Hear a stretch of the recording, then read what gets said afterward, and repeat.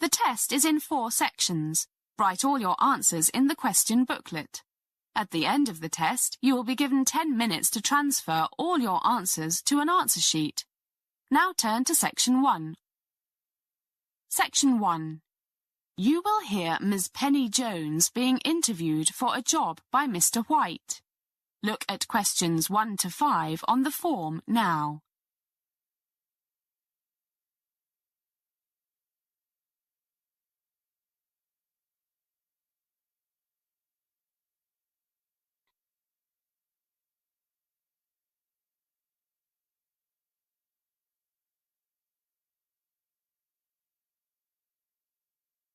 Listen carefully and answer questions 1 to 5. Good morning, Miss Jones. I'm David White, our personnel manager. Good morning. Please take a seat. Thank you. Well, did you manage to find us easily enough? Oh, no problem. But the traffic was terrible. I was terrified I'd be late.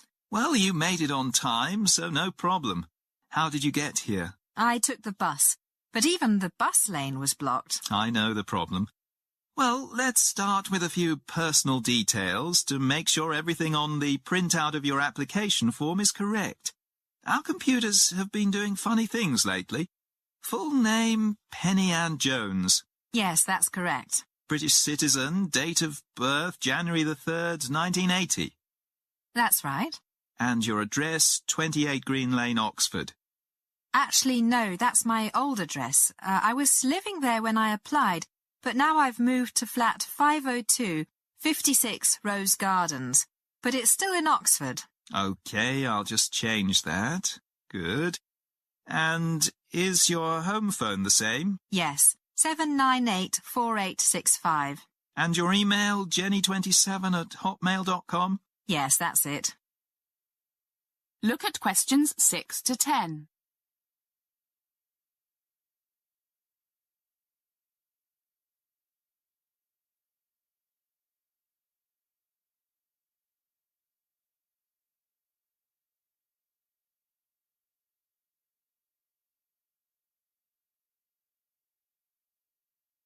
Now listen to more of the conversation between Ms. Penny Jones and Mr. White, and answer questions 6 to 10. And you have a first-class honours degree in public health management from Keele University. Yes. What made you choose this major, Miss Jones? Well, both my parents are doctors, and I got my interest in health and things from them. But I wasn't sure that I wanted to be a doctor myself. At the same time, I wanted to be involved in the health field, and I thought public health management would be ideal.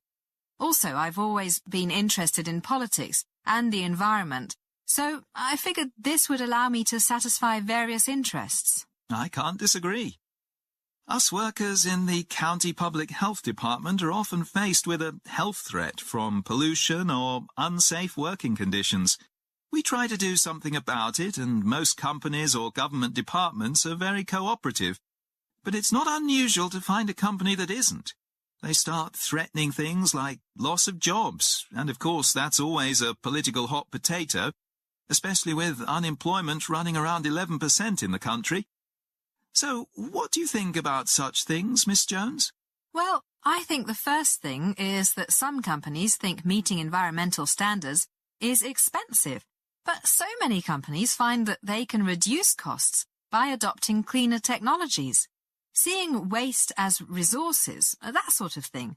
And as for dangerous or unhealthy working conditions, if they don't get fined, then sooner or later there will be a big lawsuit, which is always expensive, even if they win. Good, I agree. Oh, how rude of me. Would you like a cup of tea, coffee or something? A coffee would be lovely. That is the end of Section 1. You now have some time to check your answers.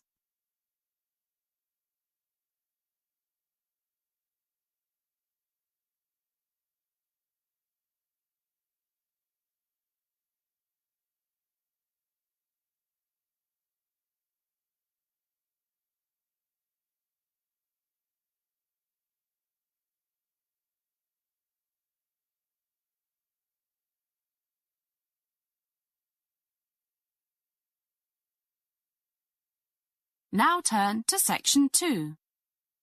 Section 2. You are going to hear an introduction to a kindergarten. First, look at questions 11 to 16.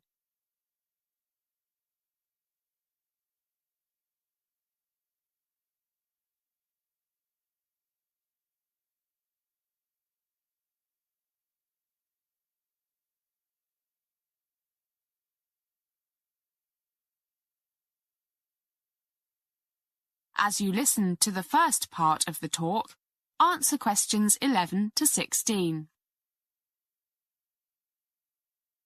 Good afternoon, everybody. First, it is my pleasure to welcome you all to the Sunny Skies Nursery School. My name is Doris Matthews, and I'm the headmistress. First of all, I'll describe our philosophy of early education, along with our teaching principles. I'll try not to sound like a teacher giving a lecture.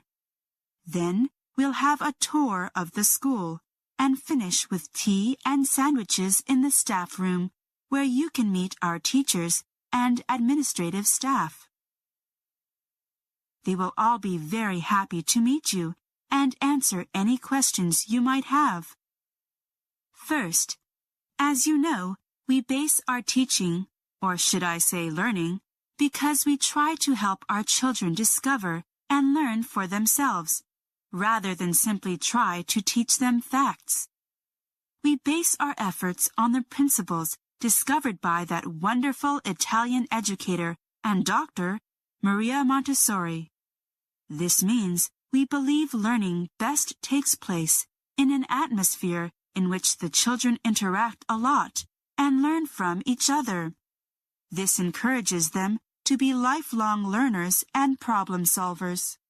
For decades, many studies have shown that children, and even us adults, learn through the senses. Our children learn by manipulating materials, toys, sand, blocks, almost anything, and interacting with others. They have fun as they learn, and these experiences help them to form, on their own, with of course a little bit of help from the teacher, abstract ideas. We try to cultivate the whole person, believing that the spiritual, emotional, physical, cognitive, and social interests and needs are all equally important and interdependent. We also do our best to foster respect for each other and the environment. We find that our school garden, where they learn the magic of life, the need to recycle organic resources. How sad that so many people around the world think their kitchen waste is just that, waste. And maintain healthy soil for growing our food. But you'll see for yourselves. You'll be able to taste some of our home-grown tomatoes and things when we have a snack in the staff room. Some of our children's most magical moments have been when they see the seeds they planted sprouting up through the soil. Now look at questions 17 to 20.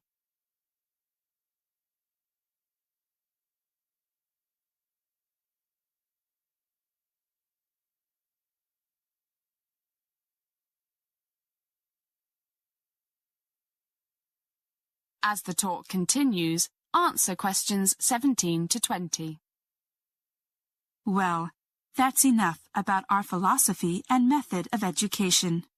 I'm sure we'll enjoy chatting about it some more when we meet the staff.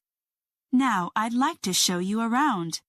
It's a lovely day, so we'll start with the vegetable garden. I'm sure you've all guessed that we are very proud of our garden. You can see it outside the balcony. It's on the south side of the school, so it gets lots of sun. On the left, the east side, you can see the classroom block. Actually, we don't see them as classrooms in the normal sense. They are more like activity and play centers. And on the opposite side, we have the dining hall and the kitchen. Behind us, across the courtyard, we have the offices and the staff room. So, out we go. So, Here we are in our garden. We grow all the vegetables we need for the children's and the staff's lunches for the whole year. The greenhouse you see over there is a great help in the winter and spring. I can't begin to tell you how much the children love their garden. And they learn so much. Not just how to grow things, but also arithmetic, weights, and measures. They love seeing how heavy the biggest tomato or potato or whatever it is. They also love getting dirty, but doctors tell us that's good for the healthy development of strong immune systems. Have you read those reports about how kids who never come into contact with a bit of dirt or with animals are much more likely to suffer from asthma? It's fascinating, but don't worry, we make sure they have a good wash before they go home. So, shall we have a look at the classrooms now? We have small classes, usually no more than 10 children per class, but we also have a lot of activities in which the whole school joins in. Sports, running around the outside of the school to warm up on a winter's day, singing. We always enjoy a song or two when we have our daily morning assembly in the assembly hall. Okay, here we are in the first classroom.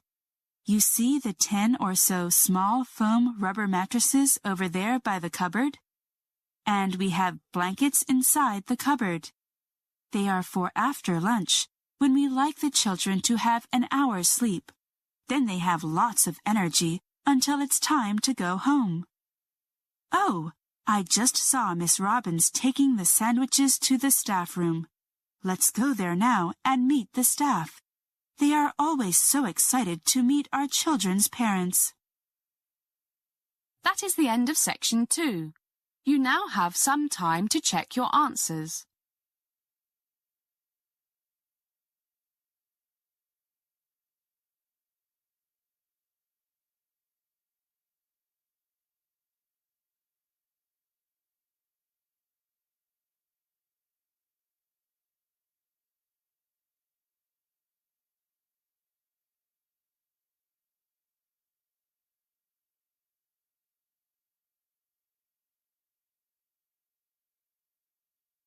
Now turn to section 3.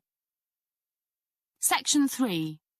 You will hear 3 students talking about revising for exams. First, listen to the first part of the conversation and answer questions 21 to 25. You now have some time to read questions 21 to 25.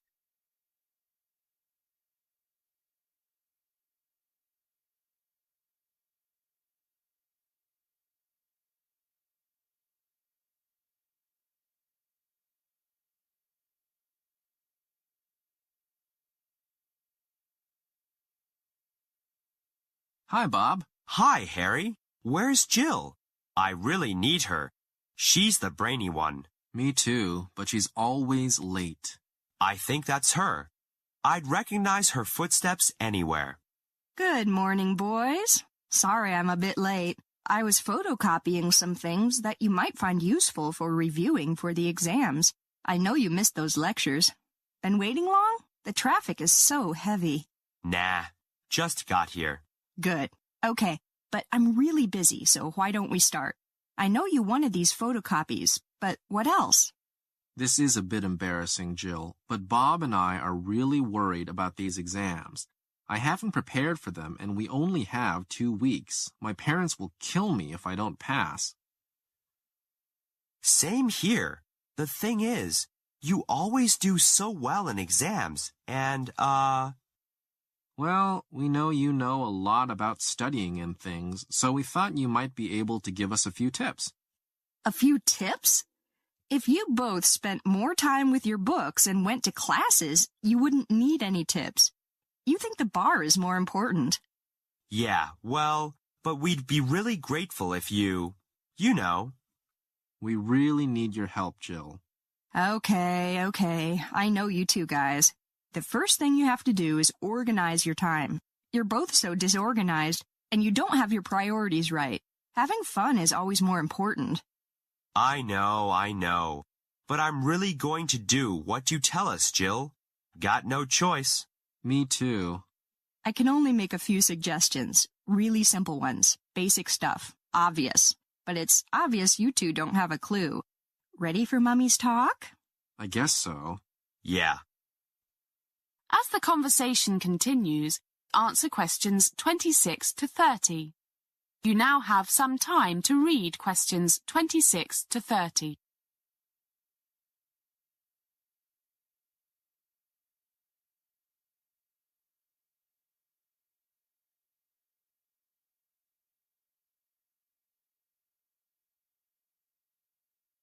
Organize your time. Set aside a time for 40 minutes for exercise every day, and stick to it. Is that too difficult? I guess not.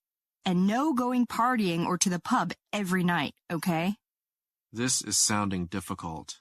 Okay, fail your exams, then tell your mom and dad. No, we're listening, Jill. Right. No parties or drinking for 3 weeks. Agree? Yeah, guess so. What else? As soon as I've gone, write down a timetable. Eating time, exercise time, sleeping time. We've only got 1 or 2 classes left before the exams, so most of the rest of the time you can spend reviewing, but you have to stick to it. We will. But then what?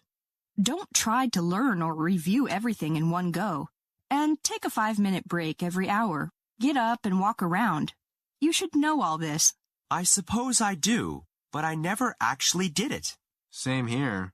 And one last thing. For 5 or 10 minutes every hour, are you going to review together? Guess so. For the last few minutes, tell each other what you've learned in the past 40 minutes. That really helps it stick in your memory. That is the end of section 3. You now have half a minute to check your answers.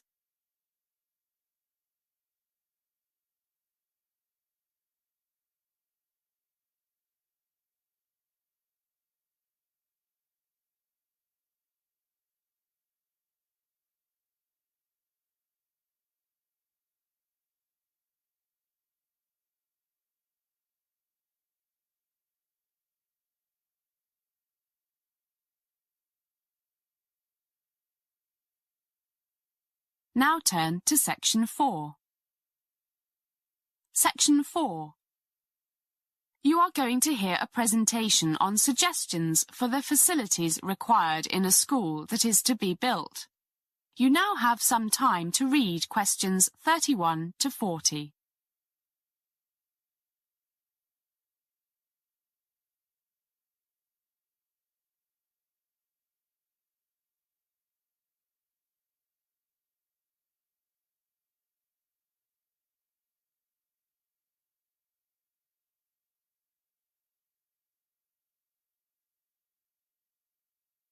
Good afternoon, members of the Green Forest Golf and Country Club, ladies and gentlemen. On behalf of the Parker Education Research Company, it is my pleasure to present you with the results of our feasibility study and recommendations for the facilities of the new private school that you are considering having built in Green Forest. First, the green light, our feasibility study. It shows that building the school makes economic sense. It would be a good investment. May I briefly explain how we came to this conclusion, how we conducted our study? There are just over 7,500 households in Green Forest and a population of 31,000. If you look at the graph on the screen, you will see that the average annual income of these households last year was £83,000 a year, which is far above the national average of £41,000. We did a random survey of 10% of the 3,200 families with a household income of over $50,000 and found that they had an average of 0.33 children between the ages of 8 and 12, the age of local children who would be most likely to attend the school, which, if the project is approved, will open in 2 years' time. So this means there are about 1,000 children in Green Forest who will be of the right age, and with parents who could probably afford it, to attend the proposed new private school. After explaining the concept, We found that just over 1/3 of these parents are very enthusiastic about sending their children to the type of school that you have in mind. The rest were not sure or completely satisfied with the state schools. We did not do a survey in the 2 nearby towns, but seeing that they also have a high percentage of quite wealthy people, roughly the same demographics, and have no nearby top-class schools to which to send their children, we are confident that at least 50, probably near 100 pupils could be attracted from these towns as students when the school opens. This means there are at least 300 local students whose parents would be very keen on sending them to the proposed new school. This would be enough to make the school break even in the second year. As new classrooms and other facilities were added in the second and third years, especially 2 residences, one for male and one for female students from elsewhere in the country and overseas, then the economic prospects look even better. I mentioned facilities, and I know you have been discussing this a lot among yourselves. Our survey shows that there are several essential facilities that almost all the people we questioned would require before sending their children here. I will not list them in any order of importance. They are all seen to be very important. The first is a good language lab. Very few of the parents we spoke to are fluent in a foreign language and do not want their children to be the same. It seems most of them mention the word globalization and see the importance of foreign languages, and not just French and other European languages. Many of them mention Chinese. Another essential is good sports facilities, including an Olympic-size indoor swimming pool and a well-equipped gym. A lot of the parents were overweight. I guess they don't want their kids to get in the same way. 2 multiple-use pitches, one for rugby and soccer, the other for field hockey and athletics, would be required. Fortunately, the land for these would not be a problem, as the governors and members of this golf and country club have agreed that the golf practice range is far bigger than needed, and part of it could be used for these outdoor sports. In addition, the location is ideal, right next to the proposed site of the school itself. Another, and very obvious requirement, is that the school have a state-of-the-art computer study center. It would not have to be big enough to accommodate more than, say, 10% of the students at any one time, because virtually all of them have their own computers at home. But no computer games, unless they are educational, was a frequent response to the computer studies question. I know that several of you work for large computer companies, so maybe you could use your influence to keep costs down and quality high. A cafeteria? Interestingly enough, one thing some people mentioned, perhaps it's a bit early to worry about this, was that they would not want their children to have access to fast food. Other things, all of which are seen as essential, and that we have included in the budget, are a good-sized main hall, with a large stage for school drama productions, etc., and good facilities for music, pianos, everything for a school orchestra, all the things many of the parents didn't have when they were young. That is the end of section 4. You now have half a minute to check your answers.